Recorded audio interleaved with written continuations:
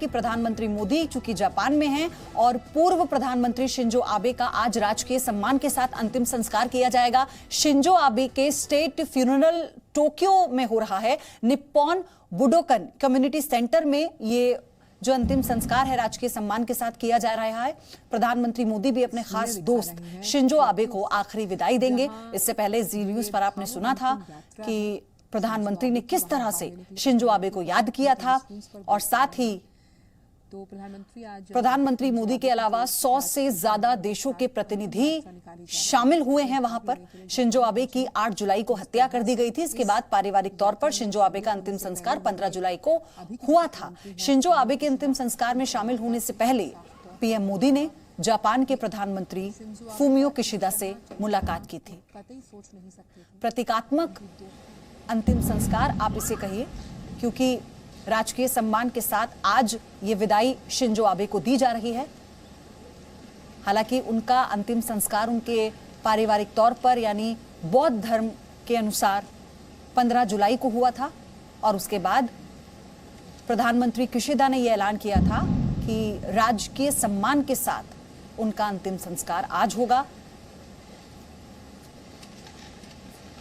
इस वक्त मेरे साथ दीपक वोरा पूर्व राजनयिक जुड़ गए हैं। सर, आपका बहुत स्वागत है जी न्यूज पर। आज ये पूरे राजकीय सम्मान के साथ शिंजो आबे का जो अंतिम संस्कार हुआ है, कई देशों के प्रतिनिधि यहां पहुंचे हैं, लेकिन प्रधानमंत्री मोदी की मौजूदगी ये दिखाता है कि अपने दोस्त के लिए वो वहां पहुंचे और साथ ही जापान से जो हमारे रिश्ते रहे हैं उसको लेकर और मजबूती प्रधानमंत्री की उपस्थिति वहां बता रही है। आभारी हूं, आपने ये मौका दिया है जी न्यूज पर आपके साथ बातचीत करने के लिए। बहुत कुछ सीखने को मिलता है मुझे। आपने अभी जिक्र किया है कि प्राइम मिनिस्टर नरेंद्र मोदी गए हैं अपने मित्र शिंजो आबे की जो स्टेट फ्यूनरल है, अंतिम संस्कार जो उनके होने हैं। मैं एक चीज बता देता हूं मैम, अगर आप एक मिनट दें, कि जापान में जो फ्यूनरल होते हैं, जिसे मैं कई बार गया हूं, उसको शिकी कहते हैं। तो सबसे पहले लोग रात भर जागते हैं, उसके बाद क्रिमेशन होता है। क्रिमेशन तो इनका हो चुका है। फिर चॉपस्टिक्स के साथ उनके जो परिवार के लोग हैं वो हड्डियां निकाल के घड़े में रखते हैं। तो ये घड़ा वहां पड़ा रहेगा और लोग उसको श्रद्धांजलि देंगे। 99.8% जो जापान के लोग हैं वो क्रिमेशन में विश्वास करते हैं, दफनाते नहीं हैं। लेकिन जो हड्डियां हैं उनको बाद में फैमिली ग्रेव में दफनाया जाएगा। तो दोनों ट्रेडिशन का एक कॉम्बिनेशन है। अब आपने कहा कि प्राइम मिनिस्टर नरेंद्र मोदी वहां गए हैं।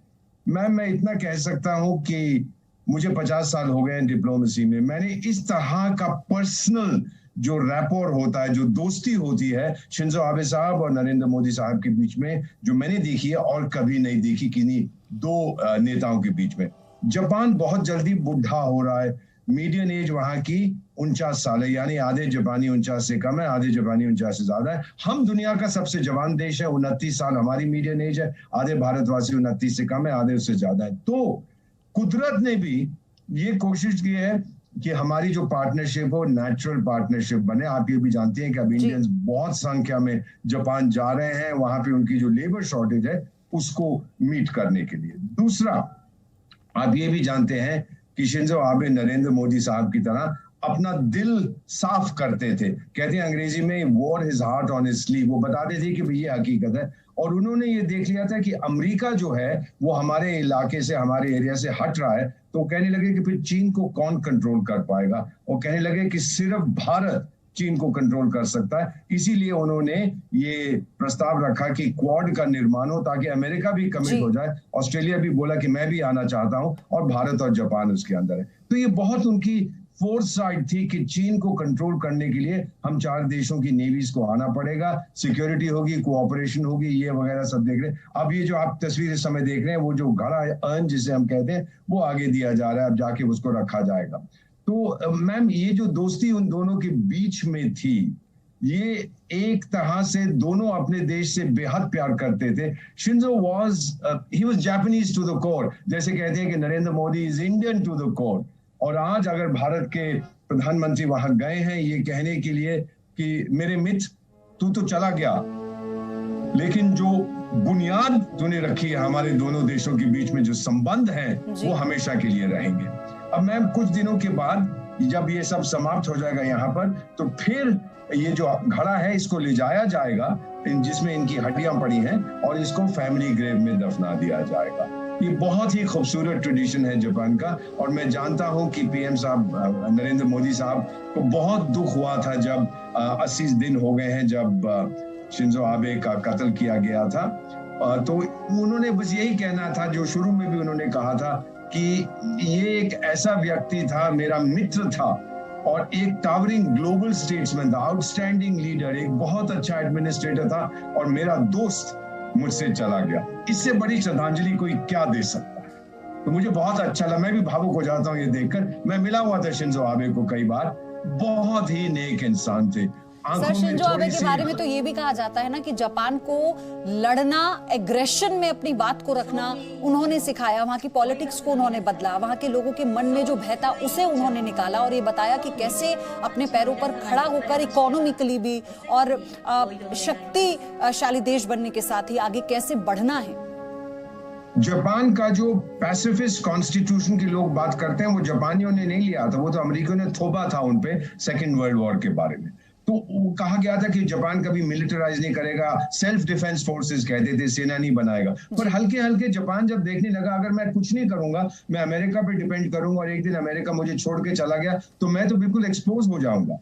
तभी शिंजो आबे ने ये बात शुरू की कि अब हमें अपनी रक्षा का जो रिस्पॉन्सिबिलिटी है वो हमें खुद लेनी है। मैम, वो बहुत आगे की सोचते थे। उन्होंने और नरेंद्र मोदी ने देख लिया था कि चीन जो है वो तरह तरह की बदमाशियां करेगा हमारे रीजन में और उनको कंट्रोल करने के लिए हमें साथ आना, क्योंकि हमारी कोई टेरिटोरियल डिमांड नहीं है जापान पर, जापान की हमारे पर कोई नहीं है। दूसरे विश्व युद्ध में जो कुछ हुआ था, नेताजी सुभाष चंद्र बोस जो हमारे नेशनल हीरो हैं, इंडियन नेशनल आर्मी को जापान ने समर्थन दिया था, एटसेट्रा। अब वो सब चीजें जो है मैम बहुत पुरानी हो चुकी हैं, लेकिन आधुनिक समय, आने वाला जो समय है, जो पार्टनरशिप भारत और जापान की होगी, मैं तो इतना कहूंगा डिफाइनिंग पार्टनरशिप होगी हमारी शताब्दी की, और उसकी बुनियाद रखी थी शिंजो आबे सान ने और नरेंद्र मोदी। और अभी जो तस्वीरें आ रही हैं उन तस्वीरों के जरिए हम आपको बताने की कोशिश कर रहे हैं किस तरह से ये जो अंतिम संस्कार है ये किया जा रहा है। और अभी वहां पर जैसा बताया जा रहा था कि जो अंश थे उनके शरीर के, उन्हें उस मटके में रखकर ले जाया गया, बाद में उसे उनके दफना दिया जाएगा। सर, ये जो इस वक्त वहां पर चल रहा है तस्वीरों के जरिए जो हम देख पा रहे हैं, आप इसके बारे में भी बताइए, आगे आगे अभी क्या हो रहा है वहां पर ये, और फिर आगे किस तरह से पूरी प्रक्रिया होगी। वहां का ये आप जानते हैं ना, ट्रेडिशन बहुत बुद्धिस्ट है। हर घर में एक छोटा सा ऑल्टर होता है और वो ये जो अब इनकी हड्डियां जो रखी गई हैं, जो चॉपस्टिक से उठाई जाती थी। और मैम, एक चीज बड़ी मजेदार है कि जब इस मटके के अंदर उनकी हड्डियां रखी गई थी तो वो सबसे पहले जो है वो उनके पैरों को अंदर रखते थे और आखिर में उनके सर को। ये कहा जाता है कि कहीं वो उल्टे ना हो जाए उस घड़े के अंदर। तो ये जो सुया जिसे कहते हैं, वेक, ये इसको कहते हैं पासिंग द नाइट। जो लोग हैं वो काले सूट पहनेंगे, सफेद कमीजों के साथ काली टाइयां, और जो औरतें हैं वो काले ड्रेस पहनेंगी या ब्लैक किमोनो। तो ये बहुत ही खूबसूरत इनकी ट्रेडिशन है, कई बार मैंने पार्टिसिपेट किया है। और फिर ये जो घड़ा है ये कुछ देर के लिए यहाँ घर में रहेगा, या शायद आज अगर फैसला किया गया इसको सीधा फैमिली ग्रेवयार्ड में ले जाएंगे जहां इनकी तस्वीर रखी जाएगी। फैमिली ग्रेव को ये लोग हाका कहते हैं, तो वहां पे इनको रखा जाएगा, इनको इस घड़े को दबा दिया जाएगा। और फिर 100 दिनों के बाद लोकल कस्टम पे डिपेंड करता है, फिर एक और मेमोरियल सर्विस होगी और फिर वो ऑनर करेंगे उनको, एटसेट्रा। और 50 साल तक ये चलता है जी। तो जापान में जो ट्रेडिशन है हमारी तरह की बहुत अच्छी है, बुद्धिस्ट ट्रेडिशन है। और फिर न्यू ईयर ग्रीटिंग कार्ड्स ये लोग नहीं भेजेंगे। तो अभी जो आप देख रहे हैं वो मटके को रख दिया गया है पूरे सम्मान के साथ, बाकी लोग खड़े हो गए हैं। अब वो हल्के हल्के उसके सामने से जाएंगे और जो प्रार्थना उनको करनी है करें। हमें कोई इसमें दिक्कत नहीं होती नरेंद्र मोदी साहब को, क्योंकि ये बुद्धिस्ट सेरेमनी है, कितनी मिलती जुलती है हिंदू धर्म के साथ, हमारे जो परंपरा है, नीति रिवाज है उनके साथ मिलती है। हमें कोई भी इसमें अजीब सी चीज नहीं लगती। उनकी तस्वीर भी पीछे आप देख रही हैं। कैसे, इतना ही बता सकता हूँ मैम, इस तस्वीर में आप उनका चेहरा जो देख रहे हैं, इस व्यक्ति को हमारी जो शताब्दी है उसका एक कोलोसस, एक जायंट माना जाएगा, जैसे नरेंद्र मोदी को पूरी दुनिया आज और कह ना रही है। केवल एक देश के प्रतिनिधित्व के तौर पर प्रधानमंत्री वहां पर हैं, अपने दोस्त के लिए वो वहां पर मौजूद हैं और इसलिए तस्वीरें बहुत खास हो जाती हैं, क्योंकि शिंजो अबे एक ऐसे नेता जो चीन को लेकर बहुत ज्यादा आक्रामक रहे, जिनकी नीतियां स्पष्ट रही और भारत के स्टैंड को भी हमेशा सराहा शिंजो अबे ने और भारत के साथ वो चीन के खिलाफ खड़े रहे और चीन को ये स्पष्ट करने वाले शिंजो अबे ही थे कि वो किसी भी तरह की घुसपैठ किसी के भी इलाके में नहीं कर सकता है। इन तस्वीरों के साथ हम यहाँ एक छोटे से ब्रेक के लिए रुक रहे हैं। ये बड़ी कवरेज जारी।